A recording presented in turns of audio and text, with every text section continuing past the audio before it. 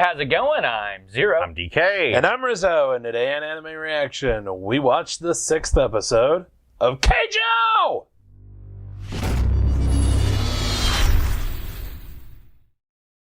If you want to check out our reaction to the 6th episode of Keijo, hit that link in the description below. Hey, make sure to give us feedback in the comment section because we love hearing from you. And as always, if you like what you see, subscribe to Otaku Saga. And don't forget to like and share our videos. And thanks for watching. I'm sure our neighbors love it whenever we introduce this anime. Morning, assholes! Anyway, so on this episode of Keijo, they went on a trip to Kyoto. Field trip! Well, training camp, really, but... Yeah. Training camp. I still say the bus had a panties painted on it. It looked very annoying. It kind of looks like it, I guess, yeah. Looked like it had a G-string bikini or something. That bus, anyway. Anyway, so the girls get a little bit of free time in Kyoto because I guess traffic was light. Mm-hmm. We got about 3 hours. Yeah, and a a little comedy bit with people recommending what they should do with their 3 hours. And poor Miyata-chan, oh my god. Just getting cut off by the other members of the elite class at every turn. Oh. I feel for her. Poor anyway, thing. she ends up walking off alone, and then the other members of Room 309 join her, and they go on a little trip to Kyoto. Yay, temple hopping. All that normal stuff that you see. To the old town, really. Yeah. All that stuff that you generally see on trips to Kyoto. So he came back with... all the souvenirs. Oh my god, the roundup of souvenirs that they had. All the swords that Alba-chan got. She's just so sorry about it. Oh my goodness. The swords that Alba-chan got 5 swords, stack of food. 3 guesses on who bought the stack of food. I know we had. I think we had 3 bags of stuff that I don't think actually got mentioned. And then we got Miyato with the giant teddy monkey. Yeah, actually, she has a thing for monkeys apparently. Her shirt in the ending also has a monkey on it. Appropriate for Kyoto. I think it's like a hill where a bunch of wild monkeys roost. I think it's like a popular attraction. You come up and like feed them, and they don't fling poo at you. Which is nice. But they will steal your shit. Word to the wise: if you go into places where there's monkeys, make sure that you don't have a lot of accessories. Speaking from experience? Nope. Never. But I've seen enough. I've seen enough videos. Ah. You just don't do primates, huh?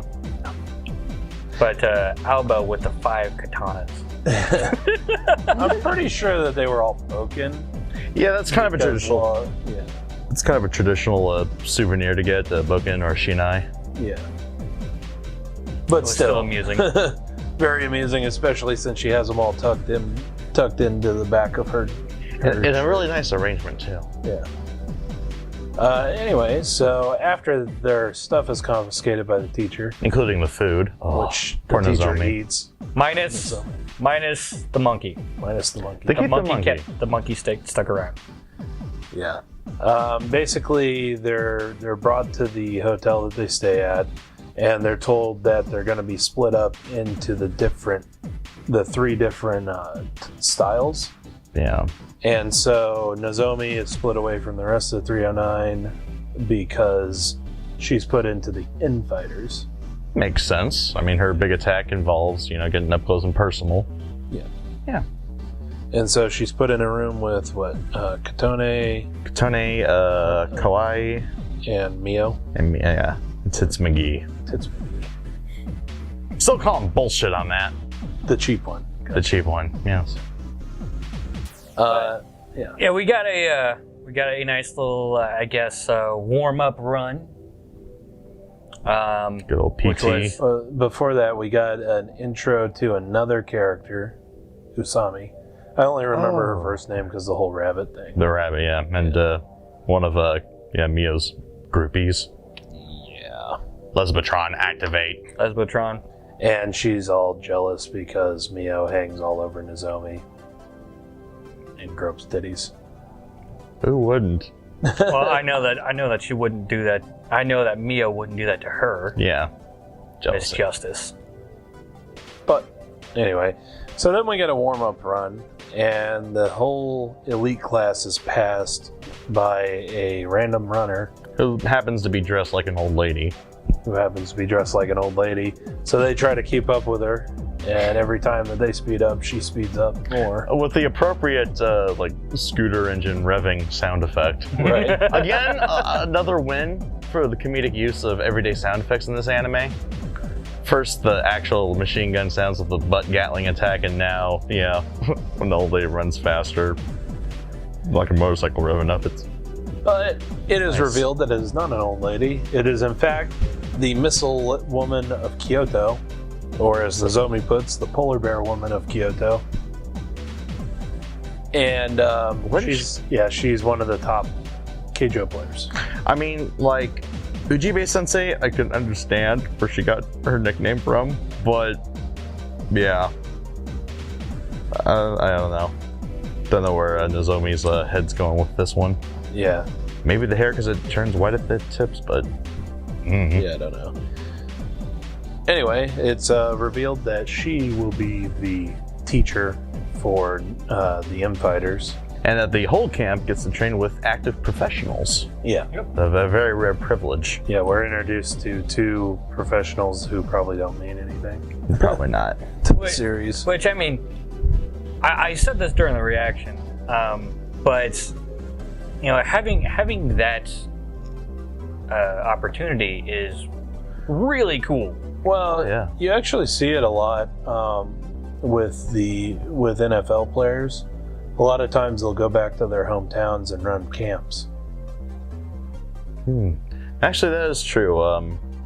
For a real life example, a guy we all know, Phil Boldholt, was a former offensive lineman for the Minnesota Vikings. He used to hold a camp at our old high school every year for a couple of years until he retired. Yep. Yeah, and I know of several other professional players that run camps.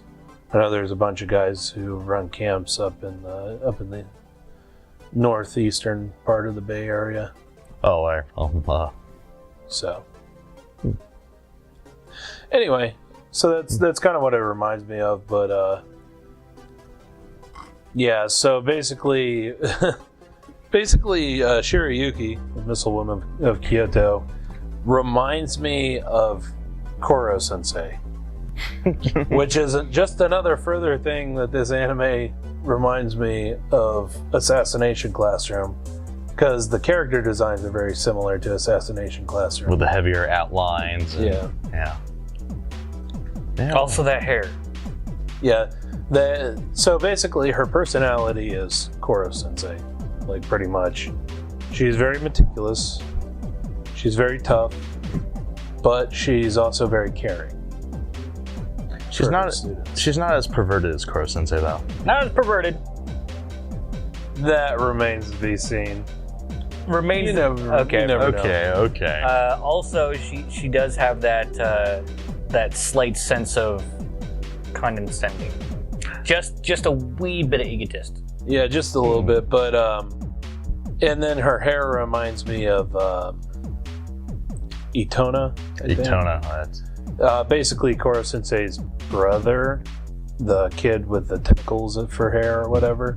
That's what her hair reminds me of. The design of it looks like his tentacle hair. Because it's like hooks? Yeah, it's kind of hook-shaped a little bit. Or more spear-shaped, I would say. Kind of more like a squid than an octopus. Yeah. But, anyway. So many similarities. And also her ability to knock back lumber with that ass. So quick. And also use Nozomi as a skipping stone and achieve a 8-hit combo. Damn. With a... She called it the penetrating missile. No. Anal probe missile. Anal probe missile. Anal probe missile. 10,000 years of hell! but with her ass. You feel violated? Keijo strikes again. Yeah, basically Shirayuki decides to hold practice matches with the 4 M fighters and we get to see Nozomi's. And Nozomi loses, of course. I mean, she's going against a top pro. Of course. And then Shirayuki says something which pisses me the fuck off about a lot of these fighting anime or sports anime. When you get a teacher or, you know, a mentor and they have the practice fight or whatever, and then the mentor just goes, "Oh, you have a flaw." And then I'm not going to tell you what that is because you should figure it out yourself. I hate that.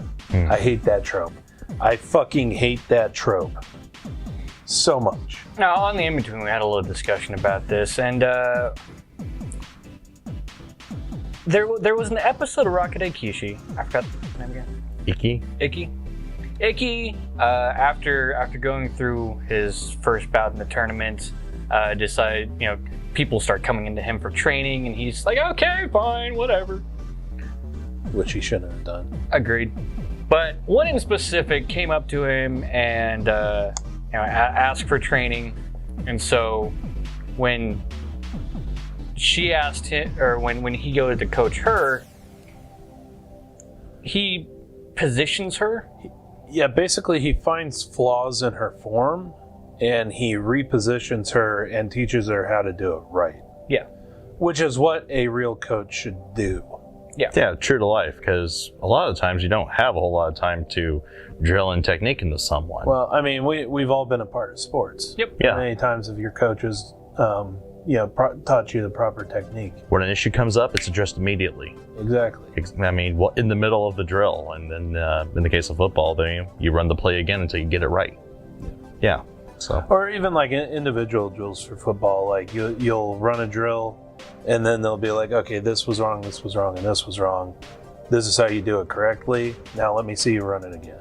Exactly. Okay, that was better, but you still need to fix this. Run it again. Yeah, I had that hands-on training with swimming. Oh, swimming especially. You have to have whole body form on point. Yep. Yeah. I to the point where he's like dragging my feet in the water, making sure that it moves just right. Same thing with my arms. Same thing with my shoulders. You know, making sure I get everything right. And you know, just me doing that ended up shaving like 10 seconds off my run. It was real good. So that's what she should be doing right here. Is instead of doing the slightly condescending, you need to figure it out yourself. You know. Yeah, it is kind of a cultural trope, I think. Because normally, in Japan, when you learn something, when you're an apprentice to an art or a sport or anything like that, it's pretty much supposed to be like a life path instead of just like something to do for a few years. So maybe it's kind of an overall, like, say, personal psychological objective to achieve. And that does come up a lot. At the same time, it could just be used to kind of add a bit of drama. Well, that's what I think, that it's used to add drama. Because the other thing is with this situation especially, this is a very limited training time. Yeah. Like, this Kyoto trip is limited itself, but also, apparently, according to Nozomi in this episode, this school is only, like, 1 year. And then you go into the pros. Yeah, and then you either go into the pros or you wash out. So, they only have, like, 6 months left. Nah, not a whole lot of time. I imagine that the author probably did that because they didn't want to have just completely, like, a school-based story. Some material of Nozomi and the pros. Yeah. That'd be cool to see. That's my theory behind that, anyway. But yeah, that was I think that was like the one gripe. But yeah, that was my one real only gripe about this episode. I mean, the way Shirayuki ended up, you know, beating Nozomi was rather correct. You know, I could see that. I could see that happening. In really this easy. universe, I could see it happening. Yeah, where apparently one booty bump sends you flying like a good 50 yards. Well, I mean, you got to think how much training Shirayuki has done. Well, I was more talking about, you know, stepping and stopping Nozomi's momentum. Okay. Period. That was smart. Like when Nozomi had her back turned for a split second, she stepped up real deep, and when Nozomi turned back around, she was right in her face and ruined any sort of momentum that she could gain. Yeah. Maybe that's the flaw. Nozomi doesn't quite have like full positioning down or something like that. She doesn't have an awareness about her. She flails about. But then again, everybody flails about. Especially in the beginning. And she's still a rank beginner. Yep. So, there you have it. Anyway, we also get a little bit with Miata Oh my god. in a, what was it? The UTM. Yeah, the UTM. I actually think that was part of the view into the next episode. Oh. So we might actually see that again. I thought that was just a stinger. No, the Stinger's after the ending. That was before the ending. But this show does kind of a little kind of preview snippet. Little thing. teaser. Well, like last episode, we had Shiroyuki blasting the pieces of wood. True, they did show that. So that's what that was. we'll see that again next episode, which I'm greatly looking forward to. Yeah. Yes. Oh man, Miata in this episode, top notch, but in the UTM next week. Bounce. They're not Just bouncing. Ouch. No, what I'm looking forward to is Miata adopting the awkward pose. So, Anyway, that's gonna be fun. should be pretty amusing. Looking forward to it. Very much. This so. show is very amusing, but dumb. Dumb. Very dumb. Very dumb, but very amusing. But at the same time, it's a really solid anime. It's moving along. Yeah, I mean, get your little training camp, so obviously we're gonna have to see the fruits of that training when it's over. So there's probably going to be like a big match or something like that. And you say it's only 1 year. What, they accelerate it to where they get out of school soon, or before the anime ends? I mean, it's really amusing to say that an anime that is based off of tits and ass is a really good sports anime. But I mean, It's true. That is true. The story behind it, the characters. I mean, it's a solid sports anime, despite its... Solid is a good way to describe it. But anyway. Certainly interesting. I don't know. I think it's kind of soft. Anyway, let us know what you thought of the anime, what you thought of our reaction in the comment section below. Yep, thumbs up if you like it, thumbs down if you don't. But that's going to do it for this episode of Anime Reaction. As always, I'm DK. Yeah, Zero. And I'm Rizzo. See you next time. And you're perverted. I am. Good man. And go ahead and click on my face to go to our Otaku Saga Talks First Impressions Fall 2016 Part 2. Click on my face to go to Otaku Saga Gaming, our gaming channel. And click on the waifu to go ahead and subscribe to Otaku Saga and check out our new and improved Patreon page.